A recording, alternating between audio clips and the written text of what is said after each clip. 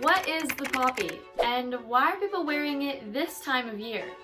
I'm Isabel McNeil, and this is Can Explains the Poppy. Short answer, it's a flower. Okay, there you have it. That's it for Can Explains. I'm Isabel McNeil. Just kidding. Yes, it is a flower, but it's also a symbol of remembrance that was started 100 years ago. That's right, it's the 100th anniversary of the poppy. So let's take you all the way back to the beginning, just a little bit more than 100 years ago. July 1914, the beginning of World War I, a massive conflict that will last a little over 4 years. Spring 1915. Canadian officer John McCrae writes a poem after the death of one of his close friends in battle, titled In Flanders Fields. The poem describes the poppies that grow on the battlefields of Belgium and the graves of fallen soldiers. Shortly after, in December 1915, the poem is published in Punch magazine and quickly becomes one of the most popular war poems of the time. November 11, 1918. World War I ends.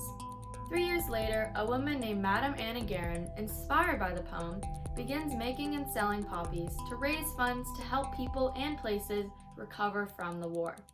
The campaign is successful, and she presents the idea to the Allies of France, one of whom is a group that will eventually become the Royal Canadian Legion.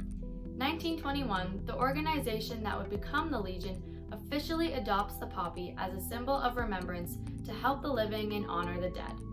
Then, from 1922 all the way to 1996, poppies were made by veterans of war. From 1996 onwards, the Legion manufactures poppies in a factory. Okay, so that is the slightly longer than 100-year history of the poppy. But why are people wearing them specifically at this time of year? That has to do with Remembrance Day. So what is it? Well, remember that huge timeline thing I showed you and how World War I ended on November 11th? That date became known as Armistice Day, a date to commemorate the end of World War I, which was held on the first Monday of the week of November 11th every year. Then in 1931, Armistice Day became Remembrance Day. So what's the deal? Did they just want to change the name? No. The key difference was that Remembrance Day was held on November 11th, where Armistice Day was held on the Monday of the week of November 11th. And it's been that way ever since. So where does the poppy fit in? It is the official symbol of remembrance. And according to Stephen Clark, the executive director of the Legion, we see poppies at this time of year because starting the last Friday in October, straight through until Remembrance Day, is when we conduct what's called the annual National Poppy Campaign. During the campaign, the poppies are available for free. However, the Legion takes donations that are provided by individuals taking a poppy. And according to the Legion, 100% of the money raised goes back to supporting veterans, supporting their families, and promoting remembrance. It's also important to know that only the Legion is allowed to use the poppy or its image, and not everyone is happy about that. In 1948, Parliament provided that poppy trademark to the Royal Canadian Legion National Headquarters here. That means only the Legion is allowed to use the poppy and its image for commercial use, and anyone else has to get permission from the Legion to use it. According to Sean Brouillet, an ex-military officer and advocate for veterans, the trademark is it's called a monopoly, meaning that they're the only ones that can decide how that poppy's used. But Stephen Clark says the trademark is important. It is protected from any entrepreneurial gain or any unwanted or wrong uses. However, according to Brouillet, less than 10% of present-day veterans belong to the Legion, when before more than 50% belonged. He says there are other organizations that are 100% veteran members. Some have perhaps maybe even larger veteran member populations, who should have a say in how the poppy is used. But that's not the only thing people disagree about when it comes to the poppy. Recently, different color poppies have been popping up. So what's the deal? Well, some feel that the red poppy focuses too much on soldiers and can be perceived as glorifying war.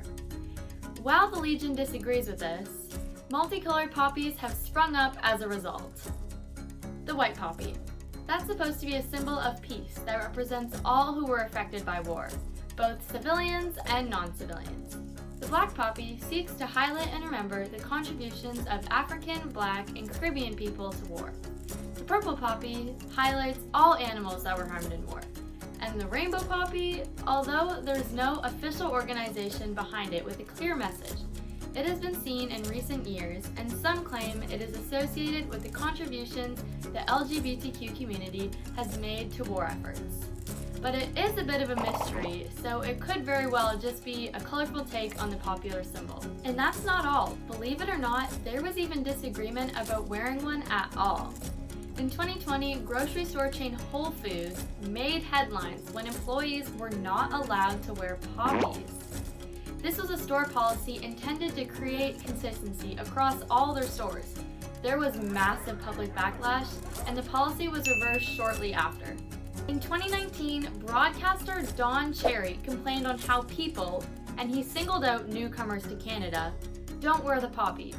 As a result, he was fired. And finally, people even disagree on how to wear the poppy. Now, there is a preferred way on the left side of your body above your heart.